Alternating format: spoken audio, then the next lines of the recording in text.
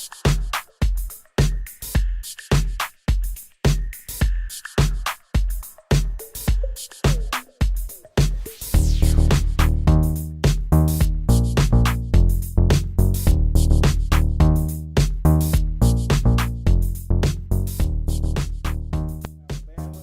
wanted to say thank you first of all for subscribing to our YouTube channel and following us on Facebook. You guys have done a wonderful job at getting informed. I know we got the presidential election coming up that everyone is trying to figure out what's going to happen. Right. You've taken sides one way or the other, but there's a lot of other elections that are happening. And one of these elections that will be happening is the district attorney circuit. Fifth Circuit. Fifth Circuit. Okay, I'm sorry. That's right. It threw me off for a second. But the Fifth Circuit district attorney, which covers multiple counties. And I'm going to let my guest in a few minutes kind of explain all of that. But make sure that you go out on November the 8th. Is that not correct? That's right. And it's the second Tuesday in the month. And it is important that you go out and vote, not only for president, but for our district attorney also. And there'll be several amendments and other stuff, but I guess what I'm saying in short, go out and vote. So, exactly. Got my buddy, Jeremy Duerr? Duerr. Okay. Right. Jeremy Duerr. I had the pleasure of meeting him at his I guess you could say not necessarily kickoff campaign, but voter appreciation dinner, kind of a meet and greet Yep. Here in Alexander City, and wanted to do an interview with him so that we could find out a little more about what we will be voting for district attorney. Now, Jeremy is the Democratic candidate. That's right. For is it the Fifth Circuit? Fifth Circuit. District attorney. And that covers what counties? That covers Tallapoosa, Macon, Chambers, and Randolph counties. Okay, so you got Tallapoosa, Macon, Chambers, and Randolph. So you got 4 counties. 4 counties. Wow. Right. So large, very large. Has the wife put you out yet for being gone all the time? Not yet. Not yet. Not yet. Yeah, It's you close. got look. Now November the 9th, she might start looking a little crazy at you, Yeah, right? right. But what we're gonna do is we're gonna kind of act as if you were, because there's no way you can get to all the doors in those 4 counties, right? So what we decided to do was we would open up to you and your opponent interviews and let you come into their homes and talk to them about why you should be district attorney. All right. The simplest question, and the first question that anybody that you go up to is, who are you? Tell us a little bit about yourself. All right. Well, my name is Jeremy Duerr. I'm a lifelong resident of Alexander City. I graduated Benton Russell in 1994. Just had my 20-year reunion not too long ago. It's hard to believe. But after that, I went to Central Alabama, got my associate's degree, went on to Auburn, got my degree in criminal justice. Straight from there, went to Jones School of Law and got my law degree. So you just took it step by step by step, right on up the ladder. Right. Tell us first a little bit about your family. All right. Well, right now I'm married to Emily Stevens. She's from New Site. Emily.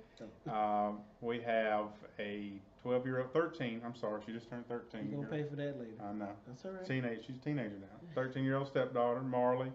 And I have a 2-year-old. He will be 3 2 days after the election. So hopefully he will have a wonderful 3rd birthday. His name is Stephen. All right. And they go to school. Marley goes to school at Horseshoe Bend. Okay. And Stephen goes to a home daycare here in Elk City. All right. Now, you kind of walked us through a little bit about your educational background. Right. Tell us a little bit about your professional background. Professional background? Well, when I graduated law school, took the bar in February, and they make you wait about 3 months before you find out your results, which is about the longest 3 months of your entire life. They're hand grading it. That's right. They're not running it through the Scantron and all that. That's right. They're hand grading. That's right. And so I ended up passing the bar in May. Okay. sometime mid-May. Um, while I was trying to figure out what I was going to do, I was still here in Elliott City. Took a couple of appointed juvenile cases. I can't even remember what the charges were really right off. But this job came available at the district attorney's office, and I have been there ever since 12 years this past July. Rest is history. The rest is history. Well, now I know that you've done that. Tell us a little bit about some of your community involvement. Community involvement, okay. Let's see. Well, I go to church at Hillby Baptist Church. Okay. Teach Sunday school to our youth, which right now, young fellas, we have a classroom full of nothing but girls. So there's a challenge there at Hillby to get some guys in there. Right. If nothing else, to see what's happening in the class. Right. Just saying. Right. That's right. That's all right. But we do have one guy for Austin. I'm sure that he would love. Lucky fella. I'm sure he'd love to have some more male counterparts with all the girls that we have. But let's see. Other than that, I have umpired little league, baseball and softball for about 15 years now. Mm-hmm. Here in Elliott City and in New Site, and just recently, about 3 years ago, started umpiring high school level. Okay. And that's about all I know. All right. Well, that helps. Now you know the community involvement, the home life, and the professional life. All of that's good and wonderful. Tell us a little bit as to why you feel you're qualified to be the district attorney. All right, no problem. Well, I've been, like I said earlier, I've been in the DA's office now a little over 12 years, practicing out of the Elliott City office. I have had jury trials of somewhere roughly around 175, 180 trials. That's complete trials in front of the jury. Okay. I've tried cases in all 5 courthouses. Now, I did say 5. I know everyone said there's 4 counties, but Tallapoosa County is kind of odd because of the river. It's split. We have a courthouse in Dayville, and we have one here in Elliott City. Okay. So it's basically almost really like we have 5 counties. Okay. So I've had jury trials in all 5 courthouses. I've tried everything from your basic speeding ticket all the way up to capital murder. Okay.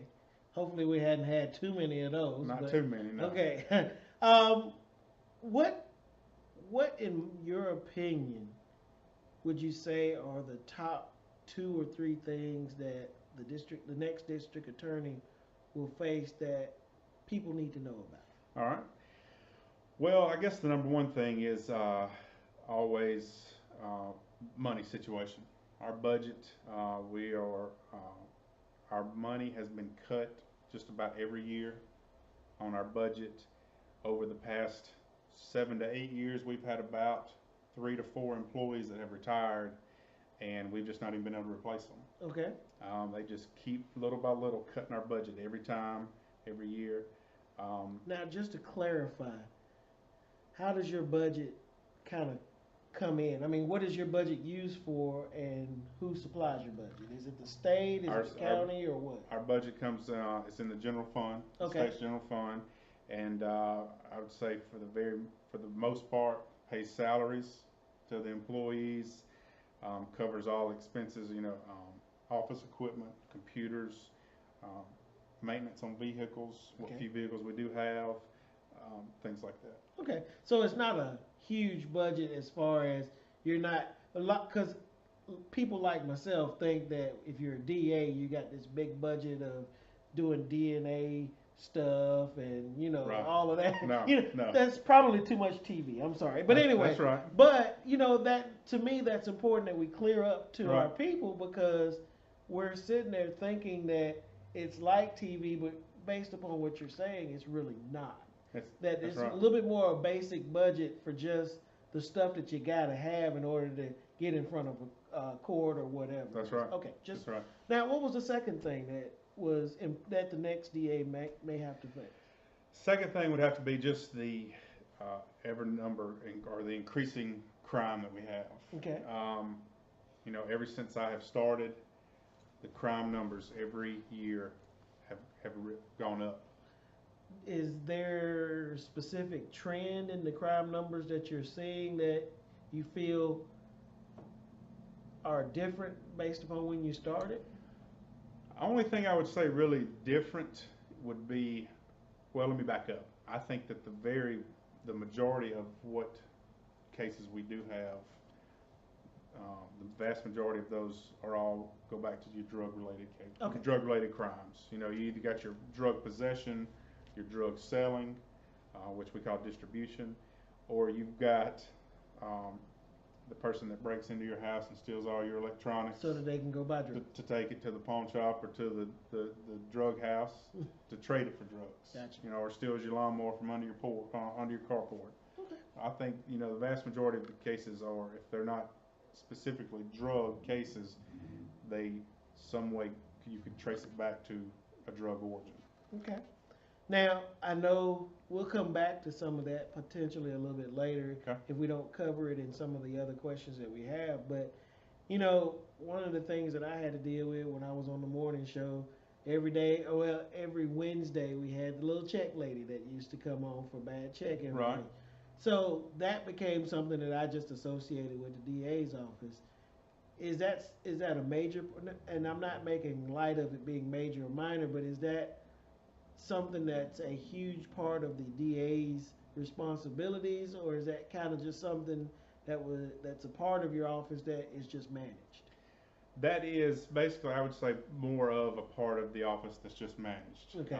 You know, if you have a business or someone's written you a bad check or a check on a closed account, then there's the process that you have to go through to get them served, and you come to our office for help and advice on that. Okay. So the majority of what your office manages, though, are crimes. Would that be fair? Criminal cases. Okay. Yes. Now, what is your role as the DA as far, you always hear about the jury or the grand jury or anything of that nature. Okay. What is your role as far as, or what is your thought process when you get ready to take a case to the grand jury? What do you use as kind of like your way of saying, okay, this case is worthy, da da da da da. And we're not going to get into specifics, obviously, Right. but you know, people probably just want to know, what do you use as a guide or a litmus test or something like that? Okay. Let's see. I think the easiest way would just be kind of give you a quick rundown of the process of how it happens. All right. So let's just say you go home tonight and your house has been broken into. Okay, I thought you said knock on wood, crime or something. Hopefully, But anyway. knock on wood. Hopefully that doesn't happen. I got you. But all right, you go Baby, home. check it. All right. You go home and you know your door's been kicked in and your TV and your stereo system and maybe some guns that you have been stuck. They're gone. Okay. So you'll call the police. They'll come to your house. They'll make a report. All right. And since it was a burglary of where somebody came into your house, then they'll have an investigator get involved. All investigators at the police department get involved in all felony type cases. Now the investigators are not part of your office, though. That's correct. Okay, just wanted to make They're sure. employees of The the city, city or state, the or whatever. county. Okay. Right. So they'll come out and they'll start investigating it. Okay. And let's just say that whoever did this takes them to the pawn shop tomorrow, takes your TV and your guns to the pawn shop. All right, well, that'll get logged in. The police department will get that paperwork and they'll see that, all right, Joe Smith pawned Sean Bland's gun. All right, so then they'll go and they'll talk to Joe Smith and he may or may not confess to it, whatever. So then they will most likely charge him with either the burglary or at least the receiving or possession of stolen property because Gotcha. he possessed your property that was stolen. All right, so then once that happens, that case will get turned over to my office. Okay. Okay. Once there's been a warrant and all that filed and on felony charge. Well, after that, that person will have an initial appearance in district court with our district judge here, Kim Taylor. And basically that initial appearance will just be basically Judge Taylor will call them to the bench, tell them what they've been charged with, and tell them that their case is going to get bound over to the grand jury. And, you know, they're going to stay out on their same bond if they're out on bond, not get any more trouble. Okay. That's basically how that process. Now, do you get involved at the bench piece? I'm just standing there in case, you know, that they have any questions for the judge, and then he'll look to me to be able to respond. Gotcha. Okay. So then once it's been bound over to a grand jury, then grand jury in our circuit-wide, the 4 counties, 5 courthouses, takes place twice a year only. So for a 6-month period, all the felony cases get sent to grand jury. Well, right before, a month and a half or so before grand jury starts, which in Ellick City is every July and January, all right, I'll start getting all the cases prepared for grand jury. And by that I mean I'll start going through, finding out which officers were involved, which which investigators were involved, if we have any witnesses to the case, and of course our victims. Just like you would be the victim in your case. All right, so then we'll have to send subpoenas out to all those people. And here lately, I just had a grand jury in July, and we had about 500 cases. Ooh. Yeah. And you run all 500 through the grand jury. When I started this back 12 years ago, a big grand jury docket was about 250 or 300. So it's almost doubled in 12 years. Wow. Okay. Oh, all right. So then we'll go to the grand jury. Grand jury process for people that are not familiar is I'll set up all those cases, and what I'll have to do is I'll have to go through and schedule them time-wise, depending on the severity or the complexity of the case. 30 minutes here, 15 minutes here, an hour here, based on how many witnesses we'll have to have. So when the grand jury gets sworn in, and basically that's when you get a summons for jury duty. If it's for grand jury, you will come to the courthouse. There will be one of our 3 circuit judges that will basically go through the process, and they will select 18 jurors, and that'll be the grand jury. All right. And then those 18 jurors are basically in my hands for the next week to 2 weeks. Now, quick question. All right. In that whole process, at any time do you get to decide on your own if a case continues or if it just needs to get dropped? Yeah. Okay. Not quite there yet, though. Okay. Okay. Oh, that's what I'm saying. I was just in that process, kind of where does that decision making run? Once a case has been bound over to the grand jury, then it's always been our process, even if we think it's a bad case, a case where somebody probably didn't really do it, we go ahead and we take it to the grand jury. And if that issue pops up, then I tell the grand jurors that I don't think this is the right person. I think you need to no-bill that. I get you. But anyway, going back, so once we get, this is grand jury week, and we're there Monday morning. We've got our 18 grand jurors selected. We come back down to my end of the courthouse, the district attorney's in, and we have a grand jury room. We get in there, and I'll start bringing in witnesses. All right. For the grand jury, though, there's no defendant. There's no defense attorney. No outside people are allowed during the grand jury process. Just me, my staff, the 18 grand jurors, and whatever witness we call in. Okay. And so we'll call in the witnesses. They'll give their part of the testimony, whether it's, I'd say, in your example, it would be, yes, I live at such and such address. Yes, I had such and such TV, such and such gun stolen. And no, I did not give anybody permission to come in and take it.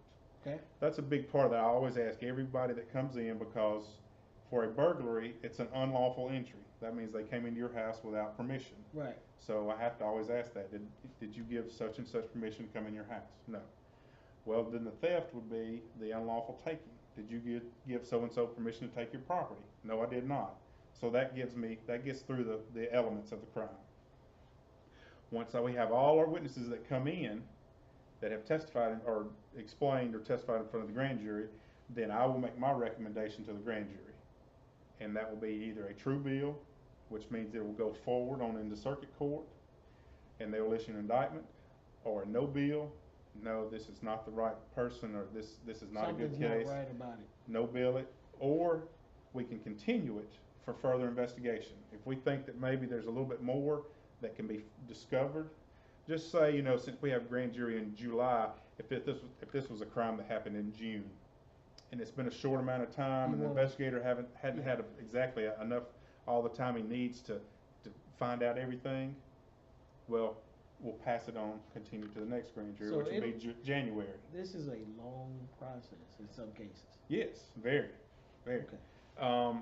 That's why some people don't understand, when your Law and Order and your CSI fans out there, you've got a crime. Hey, I'm one of them. Okay, too. all right. I'm one of them too. Well, I mean, that's the reason why we're doing the education phase, is to actually let people know that the perception on what we all see on TV.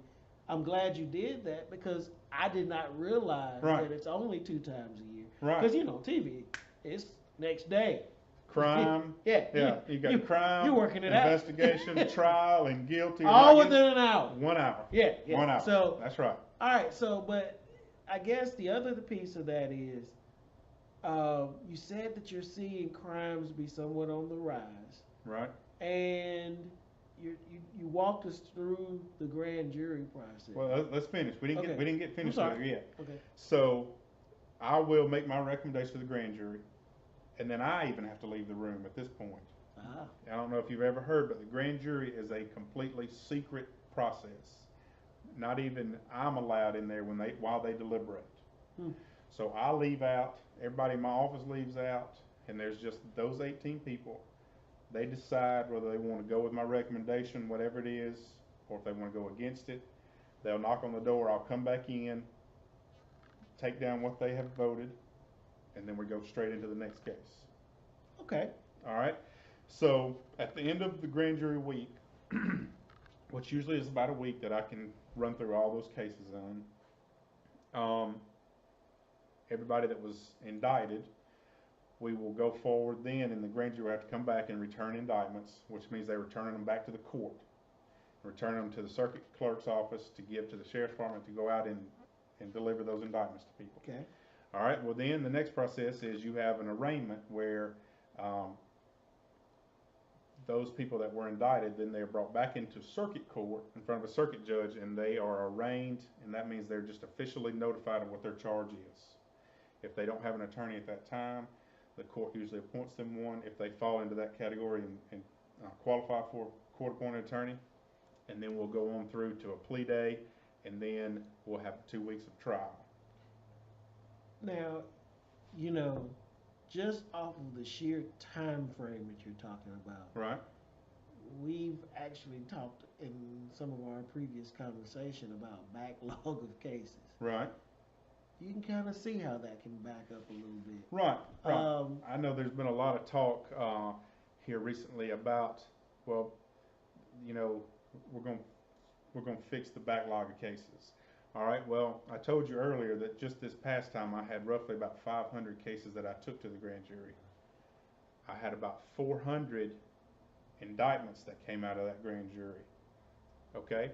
Now, So right now I'm in 3/4. Right now, I'm in the middle of a jury term, which our jury term is just like our grand jury. We have 2 a year. Okay, each jury's term is 2 weeks long, so 10 days. Today was a holiday, so that knocked me down to 9 days for this jury term. So, basically, I have 9 days to get 400 cases done, and no matter how small or insignificant a trial is, it takes 1 day. That's striking a jury, going through state's evidence, going through defense evidence if they have any, sending the jury back to deliberate and come back with a verdict, guilty or not guilty. That's 1 day. So I have 9 days. So at the most I could get rid of with jury trials is 9 cases. We have 400 come out. Now, yes, some of those do plead guilty, because like I told you earlier, we do have plea days that go through there, but we don't have 100% plea. No. And then we don't have enough time to have trials for all of them. So there's always going to be a backlog, no matter what you do, unless I could just go through and say, all right, well, you know what? Sean, I don't really like you, so I'm gonna dismiss the guy's case against your guy's case, and then I'm gonna go dismiss this case and this case and this case, and that's the only way that you're gonna clear up a backlog without, um, I mean, that's the only way it's gonna clear it up. Period. Because you're not going to have enough time to try them all, and the ones that are left, if I can honestly say, well, I'm gonna have zero backlog after this trial term, well then I'm gonna have 200, 300 cases that I'm just gonna have to go through and say, all right, dismissed, and get rid of. Is there any criteria as to which ones you pick for those 9 days? Do you go for the higher level cases versus the lower level, or? We usually try to we start oldest. Gotcha. And in jail. Gotcha. All the judges, and of course our sheriff and our chief over here, they like for us to try to go ahead and get rid of those cases first. Number one, that clears up their spots in the jail, because if they're not guilty, well then they're out, and if they're guilty, well, they're going to get sent on down to prison, so that'll get them out of their system. It keeps them from being just holding. And then after that, we go oldest. Try to go oldest to newest. Sometimes it don't always happen that way, but that's the ultimate plan. Okay. Now, things that are near and dear to people are kids' cases. Right. This is kind of a hard question to ask, because any case that involves a child Right. is a tough case. I guess, how do you look at those cases as opposed to some of the other cases? And not saying any cases, any better or worse than the others, but right. I think from what we've talked about in the past, kids' cases have a little bit different of a meaning to you in those situations. That's right. Well, I like to take special interest in cases where the person charged has physically or sexually abused a child. I think it takes a special type of, I'm trying to think of the safe word here, monster to harm a child. It's a pretty safe word. and I really take those cases to heart and do everything I can to try to get those through as quickly as possible, and to in front of a jury as quickly as possible. Because number one, I'll give you an example of one I just had back in back in April. We had a case that involved, it was a sexual abuse case that involved a mother's boyfriend, okay? I went ahead and indicted and tried both mama and boyfriend, because witnesses had come out and said that mom knew about it or was involved or let it happen. So that let me know that the quicker I could go forward and get that tried, then the quicker, number one, I could let this child know that they were safe. Right. And the quicker that I could make sure that the courts would make sure that that parent, that mom, in this instance, her rights for that child would be terminated, and she would never have to go back to that mother again, and would never have to worry about being harmed again. Well, as we kind of get a little closer to the end of this, I know that it's no surprise that one of the biggest issues right now for DAs across the nation is community and cop relations. Right. Tell me a little bit about how you see your processes for making sure that process is held to a high integrity standard, I guess. Okay. Well, and we've always done it here in the Fifth Circuit, and I want to continue to do it, but to, if elected, to conduct training classes, to help update officers on the ever-changing law. And I think what that does also is that helps build the relationship between a law enforcement officer and the DA staff. Okay. Just a couple of weeks ago, myself and one of my assistants, or one of the assistants that works in our office out of the Randolph County Courthouse, Amy Newsom, we held a training session in Roanoke for the Roanoke Police Department to go over the new changes the laws that we just had take effect with the Class D felonies. And you know, a lot of those officers I didn't know because I'm not up there a lot. But after that training session, you know, I got a chance to sit down and talk with some of them. I did sit down and talk to some of them about my campaign, and I feel like I just built a relationship with the ones that I didn't know, and maybe strengthen the relationship with the ones that I did know already. So I want to keep that going if elected to have these sessions where myself or either assistants that I would have under me would conduct these training seminars and these kind of sessions where, you know, they can go out and help train and let the officers learn about the updates in the law, but also learn about that assistant as well. Now, and that is huge for your office and the police department.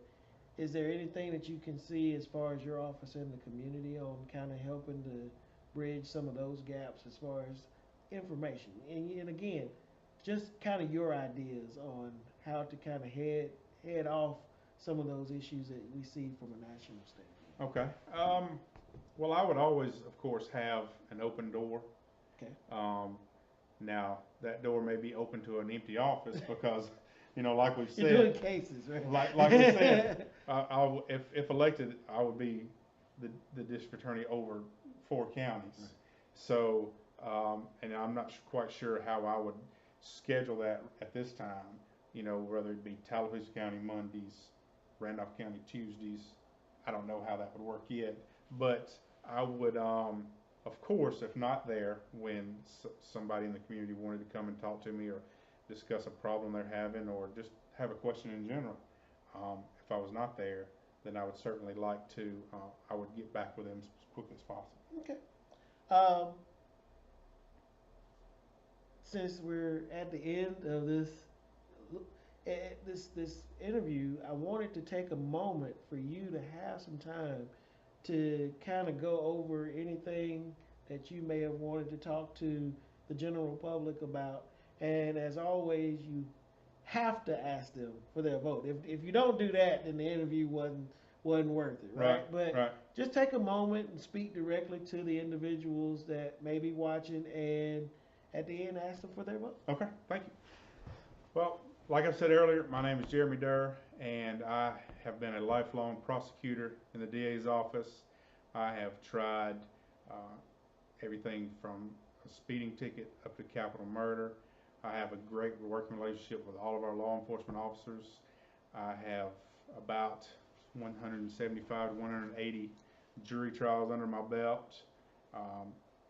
And I think that's important because although a district attorney has an office to somewhat manage and work with the budget, the most important part of a district attorney's job title is to try cases. And I've done that. I've been there. And I think that's why I would be the best district attorney for you. And on November the 8th, I would humbly ask you to support and vote for me, Jeremy Duerr, for District Attorney of the 5th Judicial Circuit. Thank you. He did that well, folks. I'd have to say that. Once again, go out on November the 8th. Make sure that you vote for your president, your district attorney, all of the amendments, and I think you also have a few representatives and senators and all kinds of other folks. But please, whatever you do, don't sit at home and expect things to turn out the way that you wanted them. Take that opportunity to put your voice in there, and whoever you vote for, be comfortable with that decision. Right. Again, want to thank Jeremy Duerr for coming by, being bold enough. No, I'm just kidding. But he was anxious to get in here and talk to the people, and I give him credit for that because our politicians need to be accountable and want to talk to our people about things that are going on in our community, because that's why we voted for them. Make sure you hit that like button on YouTube and also on Facebook under Centrist Alabama. Until the next time, like I said, I do appreciate everything that you do for watching and learning. Have a wonderful day.